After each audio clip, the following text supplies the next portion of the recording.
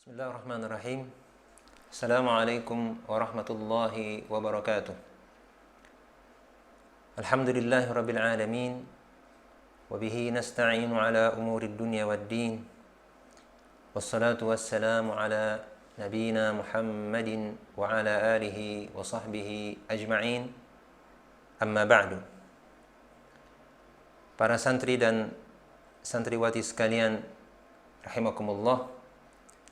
Begitu juga para bapak dan ibu wali santri sekaligus pemirsa Yaumi TV yang semoga dirahmati oleh Allah Subhanahu wa taala. Pada pertemuan kali ini melanjutkan pertemuan-pertemuan kita sebelumnya, insyaallah kita akan membahas tentang adab-adab menuntut ilmu. Dan kami pada kesempatan kali ini mendapatkan amanah untuk sekelumit atau menyampaikan sekelumit tentang adab ikhlas dalam menuntut ilmu. Para santri dan santriwati sekalian rahimakumullah,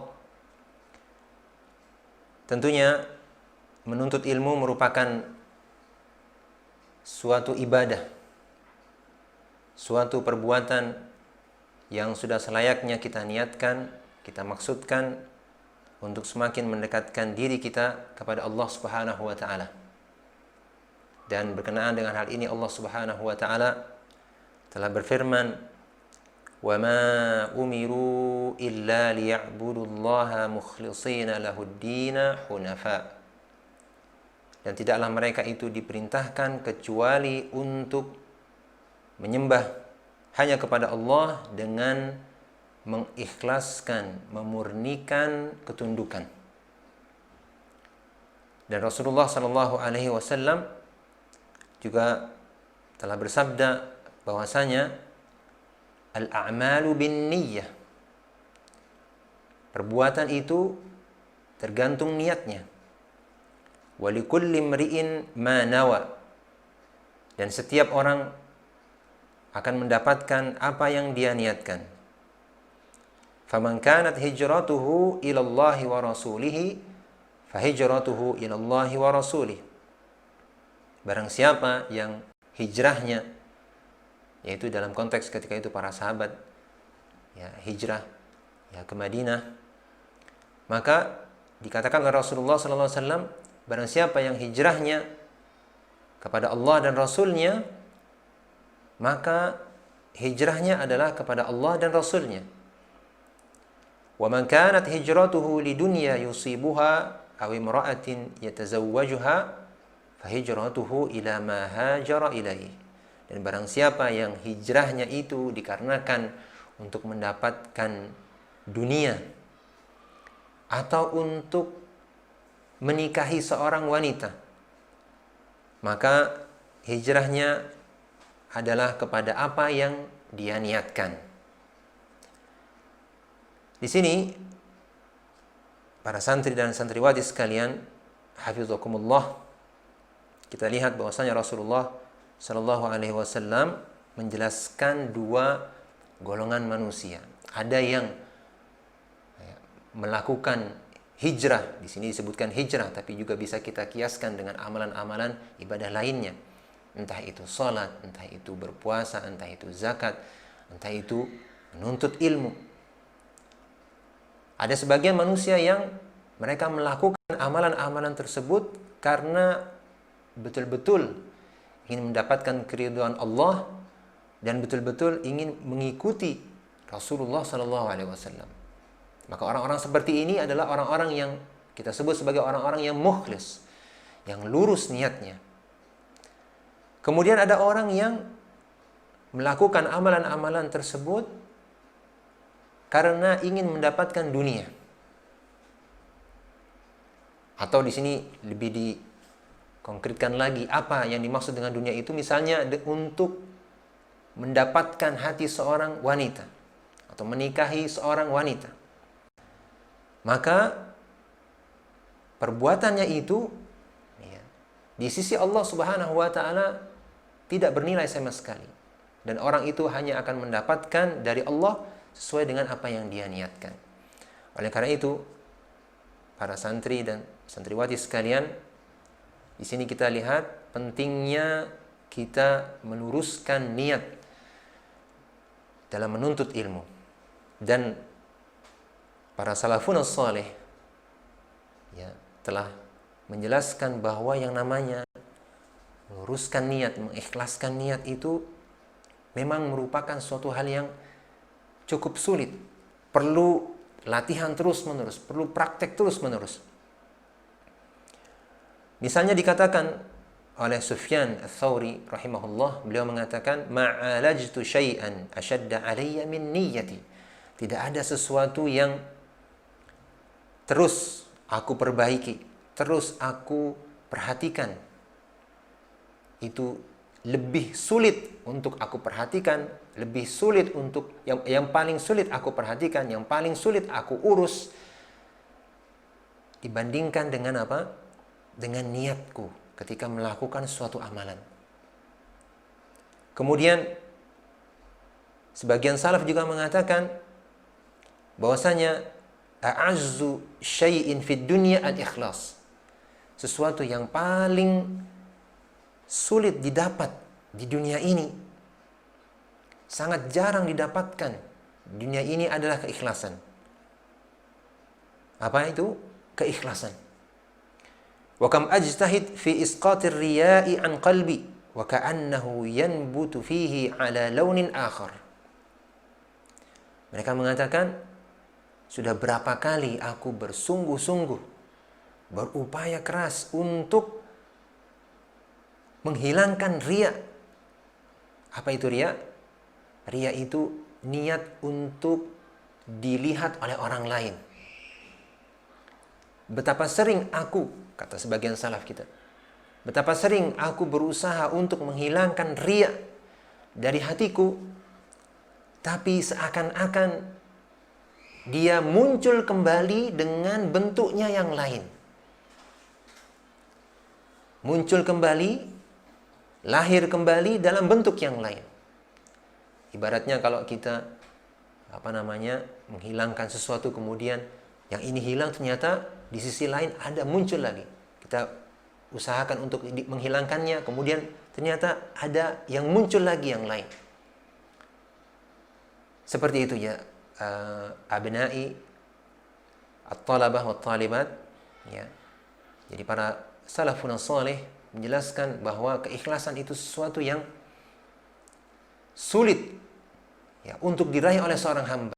Tentunya kecuali orang-orang yang memang diberikan kemudahan oleh Allah Subhanahu wa taala. Kemudian dikatakan kepada Imam Sahal At-Tusturi rahimahullah, ayu syai'in asyaddu 'ala nafs? Apakah sesuatu yang paling berat dirasakan oleh jiwa atau hati seorang manusia? Maka beliau mengatakan al-ikhlas. Jadi ikhlas itu merupakan sesuatu yang sangat berat. Kenapa dikatakan seperti itu oleh Imam At-Tusturi? Karena apa? Idz laisa laha fihi nasib. Karena kalau orang sudah ikhlas, maka dirinya benar-benar tidak mendapatkan bagian keuntungan apapun. Tidak mendapatkan keuntungan apapun.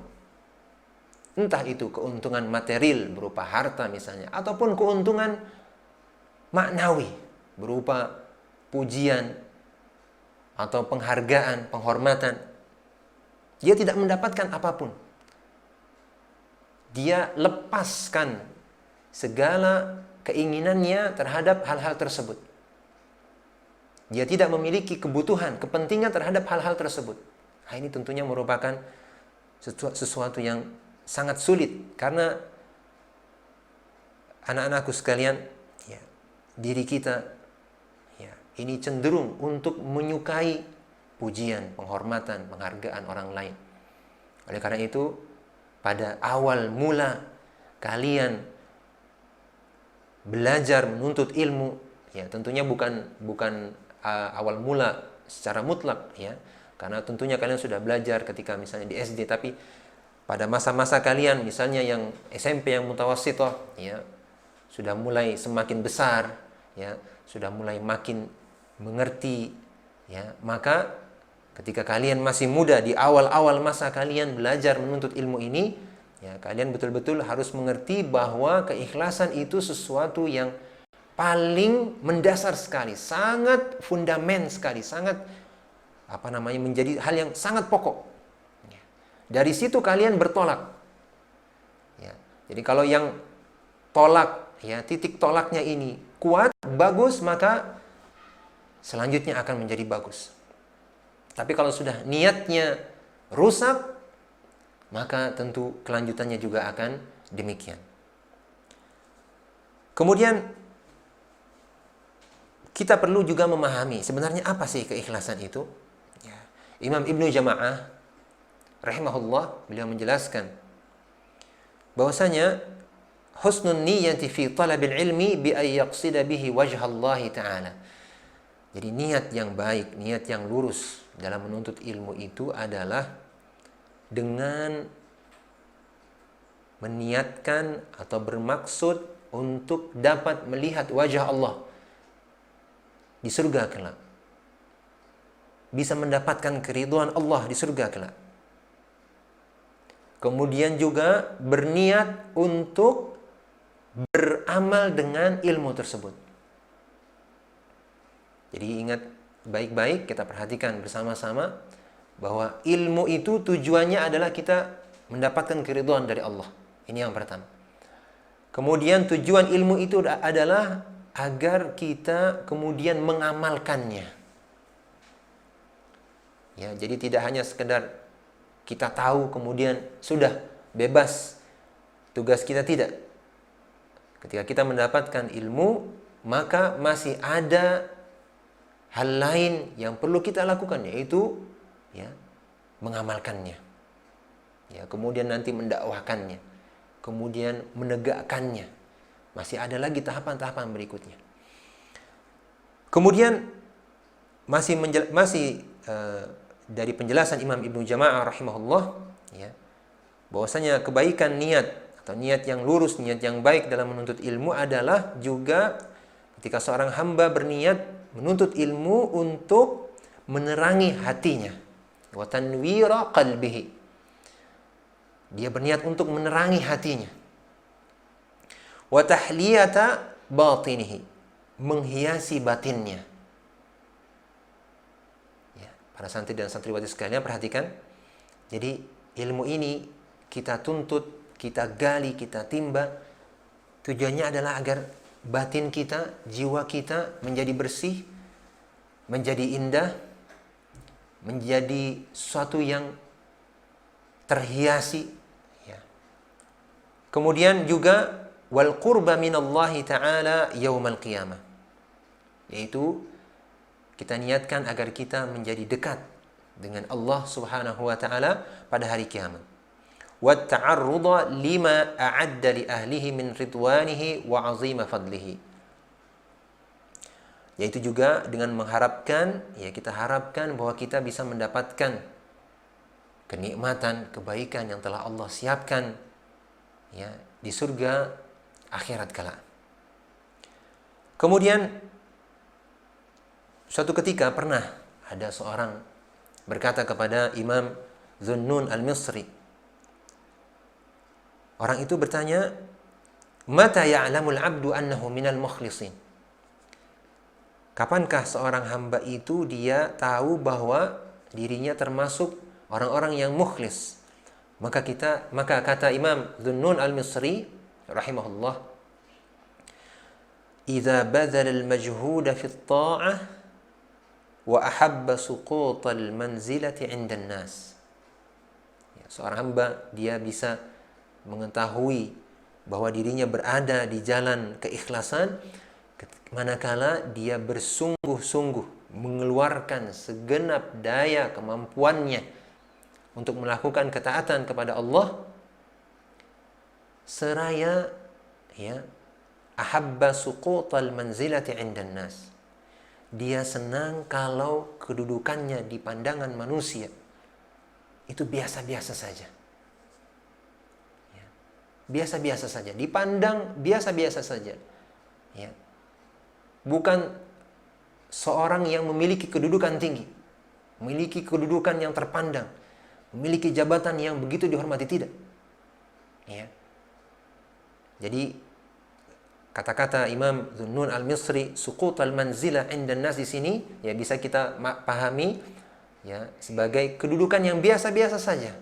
Jadi orang itu bersungguh-sungguh menuntut ilmu, tapi dia pengennya mau menjadi orang yang biasa-biasa saja. Ya. Atau bahkan dia berkehendak atau berkeinginan tidak dikenal oleh orang lain. Ya, tidak dikenal oleh orang lain. Sebagaimana ya, sebagian salaf ya mengatakan bahwasanya kalau aku bisa, maka ilmu ini ya tidak perlu sampai disebutkan bahwa akulah yang mengatakannya, akulah yang menuliskannya. Kemudian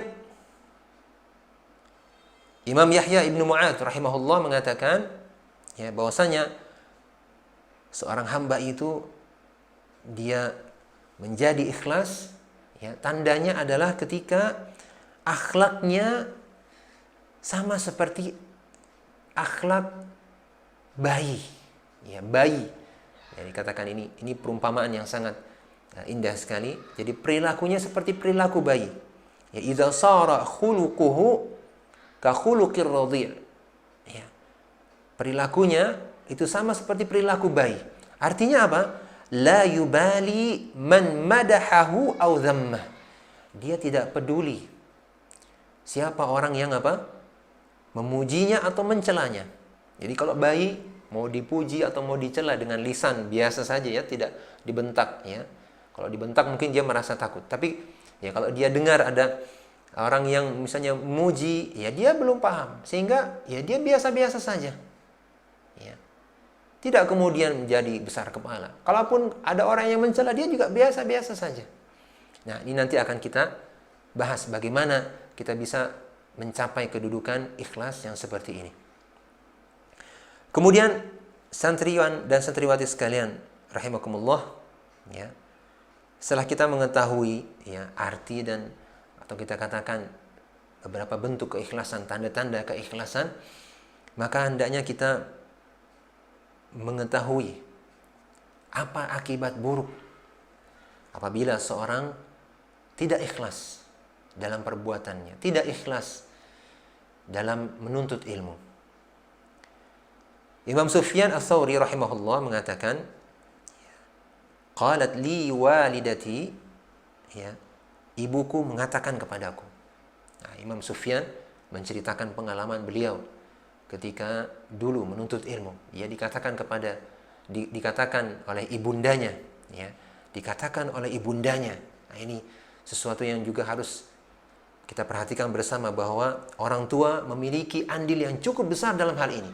Imam Sufyan mengatakan bahwa ibuku berkata kepadaku, "Ya bunayya, la tata'allam al-ilma illa idza nawaita al-'amala bih." Wahai anakku, janganlah kamu mempelajari suatu ilmu kecuali jika engkau berniat untuk mengamalkannya. Masya Allah.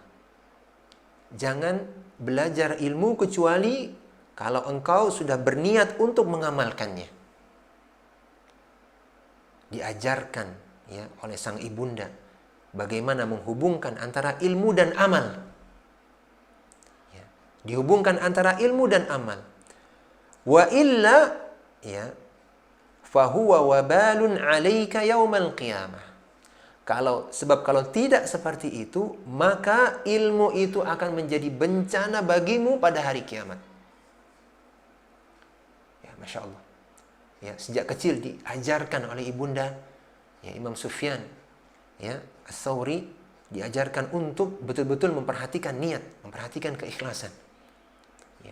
Oleh karena itu, dan ini juga saya sampaikan kepada para orang tua, wali santri, ya, kita tentu seringkali melihat, ya, perilaku anak-anak kita, ya, yang boleh jadi, ya, sebelum ini mungkin yang sekarang mutawasithah, ya, dulunya di SD, atau mungkin sekarang yang di aliyah, dulu pernah di pondok, ya, mutawasithah.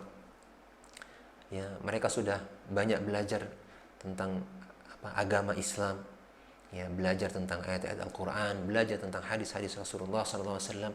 Ya, tapi perilaku mereka, ya, tentunya, ya, kadang-kala kita dapatkan, ya, masih jauh dari apa yang mereka pelajari. Oleh karena itu, ya, para ayah dan para bunda sekalian, ya, hendaknya kita memperhatikan, mengingatkan anak-anak kita, ya, untuk memperhatikan betul-betul perkara niat ini. Untuk apa mereka belajar kalau tidak diamalkan? Untuk apa mereka mengetahui hukum ini halal, hukum ini haram, tapi kalau mereka tidak menjalankannya, tidak mempraktikannya, ya. Dan kita ingatkan, sebagaimana Ibunda Sufyan, Imam Sufyan Ats-Tsauri ini, ya, beliau mengingatkan anaknya, mengingatkan Imam Sufyan, ya, bahwa kalau tidak seperti itu, kalau tidak engkau niatkan untuk amal, maka itu akan menjadi bencana bagimu.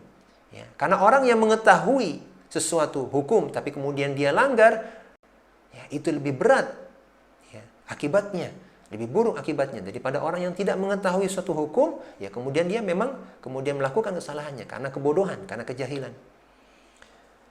Kemudian Rasulullah SAW menjelaskan bahwasanya man talabal ilma liyujariya bihi al-ulama أو ليماري به السفهاء أو يصرف به وجوه الناس إليه أدخله الله النار.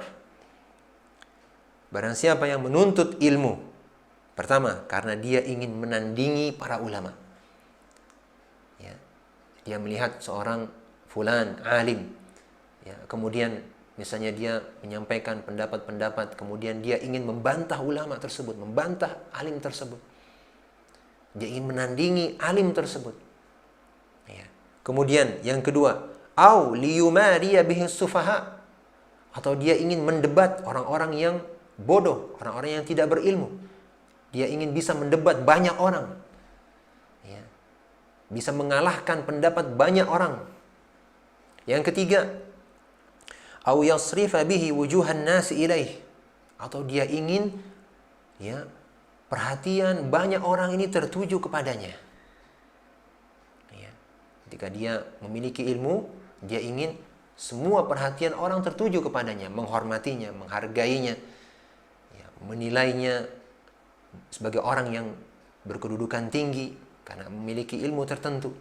Maka niat-niat ini, para santri dan santriwati sekalian rahimakumullah, niat-niat seperti ini dikatakan oleh Rasulullah SAW, adkhalahu Allahun nar. Ya, niat-niat seperti ini akan menjadi sebab bagi seorang hamba untuk dimasukkan oleh Allah ke dalam api neraka, waliyadzubillah. Waliyadzubillah. Kemudian Rasulullah SAW juga bersabda bahwasanya, ya, dan beliau menyebutkan ada segolongan orang yang mereka ini adalah orang-orang yang dibakar api neraka itu pertama kali untuk mereka-mereka ini. Ya, dinyalakan api neraka itu, ya, untuk orang-orang ini. Kira-kira mungkin, ya, kita bertanya-tanya siapa mereka itu? Ya, apakah mereka orang-orang yang ahli maksiat? Tidak. Pencuri? Tidak. Pembunuh? Tidak. Tukang zina? Tidak. Orang-orang ini dikatakan, ya, di antara mereka itu adalah, ya, rajulun ta'allama al-ilma wa 'allamahu wa qara'a al-Qur'ana fa utiya bihi fa'arrafahu ni'amahu fa'arafaha. Ya, ada seorang laki-laki, dia belajar ilmu, kemudian dia juga mengajarkannya kepada orang lain. Lihat, dia belajar, ya, kemudian dia mengajarkannya kepada orang lain, kemudian dia juga wa qara'a al-Qur'an, dia mahir, ya, dalam ilmu Al-Qur'an. Ya, fa'utiya bihi, maka dia dihadirkan, ya, ke hadapan Allah Subhanahu wa taala. Kemudian Allah Subhanahu wa taala yang menampakkan kepadanya segala nikmat yang telah Allah berikan kepada orang ini. Dan dia pun mengetahuinya, oh, ini nikmat yang Allah berikan kepadaku ketika di dunia. Maka Allah Subhanahu wa taala bertanya kepadanya, "Fama amilta fiha?" Apa yang sudah engkau lakukan dengan nikmat-nikmat ini? Maka orang itu mengatakan, "Ta'allamtul ilma wa 'allamtuhu wa qara'tu fika al-Qur'an." Ya, dengan nikmat-nikmat ini, orang laki-laki itu mengatakan, "Aku belajar, aku mengajarkan orang banyak, kemudian aku membaca Al-Qur'an ya dengan baik." Maka Allah Subhanahu wa taala katakan kepada orang itu, "Kadzabta." Engkau telah berdusta. "Walakinnaka ta'allamta liyuqala 'alim." Engkau ini belajar menuntut ilmu supaya apa? Dikatakan ya, disebut ya, disebut sebagai seorang alim. Wa qara'tal Qur'ana liyuqala huwa qari. Dan engkau membaca Al-Qur'an supaya dikatakan, disebut ya, orang ini adalah orang yang ahli Qur'an, mahir membaca Al-Qur'an. Faqad qil ya. Dan di dunia dulu kamu sudah disebut seperti itu. Ya, kamu sudah dapat gelar-gelar seperti itu. Orang banyak sudah menyebutmu demikian. Orang banyak sudah menyebutmu alim, orang banyak sudah menyebutmu qari. Ya, sudah kamu sudah mendapatkan apa yang kau inginkan. Ya. Maka kemudian apa? Tsumma umira bihi fasuhiba ala wajhihi hatta ulqiya finnar. Maka kemudian apa? Dia perintahkan ya malaikat itu untuk menariknya, ya kemudian menyeretnya dengan muka di bawah sampai kemudian dia dilemparkan ke dalam api neraka. Wa niyadzubillah. Kemudian ya hal berikutnya yang perlu kita ketahui bersama, yaitu bagaimana supaya kita bisa dengan mudah ikhlas. Yang pertama adalah dengan senantiasa berdoa kepada Allah ya, agar Allah Subhanahu wa taala meneguhkan hati kita ya di dalam jalan ketaatan dan di jalan agamanya. Ya muqallibal qulubi tsabbit qalbi ala dinika wa ta'atik, dan doa-doa yang lain. Ya, kita bersandar kepada Allah, bergantung kepada Allah supaya hati kita ini betul-betul terus berada di atas keikhlasan. Yang kemudian yang kedua, ya di antara yang perlu kita tempuh sebagai sebabnya, yaitu kita mengetahui bahwa ilmu ini sangat luas. Ya, sangat luas. Maka ketika kita sudah memahami suatu perkara, suatu masalah, ya, jangan kemudian kita langsung berbangga hati, menjadi besar kepala, karena ilmu yang tidak kita ketahui, ilmu yang tidak kita ketahui masih sangat luas sekali. Ya, sebagian salaf mengatakan ya bahwasanya al-ilmu thalathatu ashbar, ilmu itu ada 3 jengkal. Kalau orang mendapatkan jengkal yang pertama, dia menjadi besar kepala, ya, berbangga hati. Tapi kalau dia sudah masuk kepada jengkal yang kedua, ya, dia mulai merasa kecil, mulai merasa hina karena ternyata dia belum tahu apa-apa. Kemudian ketika dia yang masuk ke jengkal ketiga, maka dia merasa tidak tahu apa-apa. Kemudian ya, yang terakhir ya, yang perlu kita pahami bersama, yaitu ya, ada sebuah syubhat ya. Ustaz, kalau begitu ya, kalau ikhlas itu sulit sekali ya, apakah kemudian kita nggak usah belajar aja? Tidak ya para santri-santri sekalian, ya ini merupakan syubhat ya syaitan. Ya, ketika seorang ingin melakukan suatu amalan, kemudian dia takut ya terjatuh dalam riya, terjatuh dalam sum'ah, dia khawatir. Tapi kemudian kekhawatirannya itu justru membuatnya